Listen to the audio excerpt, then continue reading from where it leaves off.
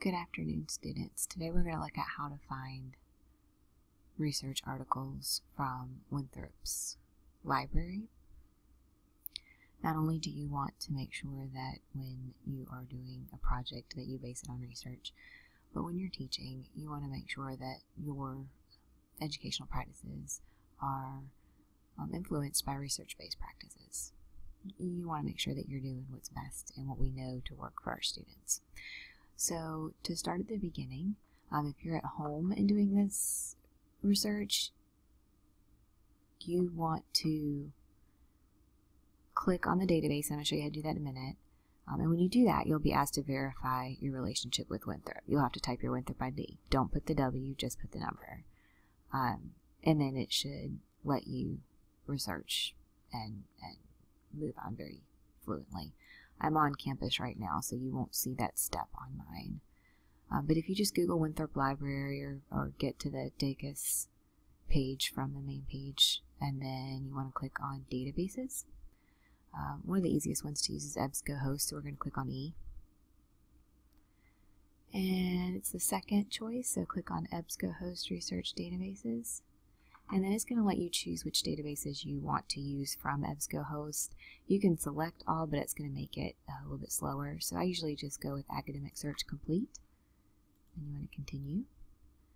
And here's where you're going to type in exactly what you're looking for. And so remember, this is, let's see, I'm clicking full text and peer-reviewed journals. You don't have to click full text. You can hike on down to the library if you'd like, but if you're researching from your house, it's just easier. And you, of course, want it to be a peer-reviewed journal. That is very, very important. But up here in our search bars, we want, I usually just leave the select a field blank. I'm going to type in math as my content area, and this is just me starting to look, see what I'm interested in. Technology. And then we're pretending that I am an 8th grade teacher, so I'm going to type in 8th grade. I'm going to search and see what I come up with. Predicting STEM degree outcome, parabolic mirror, the use of math tracks in algebra teaching. Is that sounding very interesting? Effects of a 3D video game on middle school student achievement and attitude in math. That looks kind of interesting. Electronic Journal of Mathematics and Technology. The purpose of this study was to determine whether a highly interactive 3D video game can achieve the goal of positively influencing middle school student achievement in math as well as their attitude. So this might be something I'm interested in. I'm going to pull up the PDF and skim through it and see if it's something that I want to pursue. Now on Blackboard,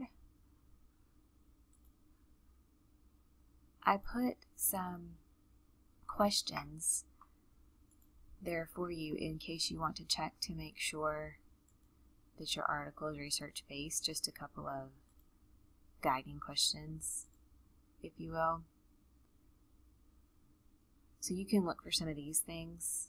Is there new data collected? Is there a methodology section? Is there a finding or results section? Those are all things that you can look at to see if this is a peer-reviewed article. Here's your methodology. It talks about participants and the setting. So this is looking very legit. If you ever have a question on whether an article is peer-reviewed, you can send me the article and I'll help you with that. Alright, so now that I know, I'm going to read this first, and I know that I think I'm really interested in using video games in the math classroom, and particularly I am in an algebra class. So I'm going to, instead of math, I'm going to put algebra, and instead of technology, I'm going to put video games. And then I've got some more articles that I can look at. Let's say you wanted to do English education, and we'll do technology again, and high school. See what comes up.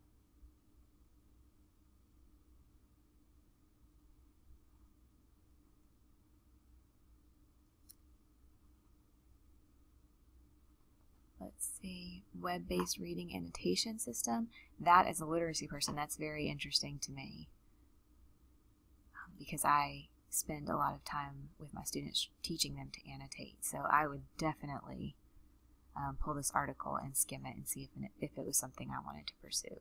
And then, just like I did with math, I could do, instead of technology, web-based application or annotation and technology, and just see what comes up.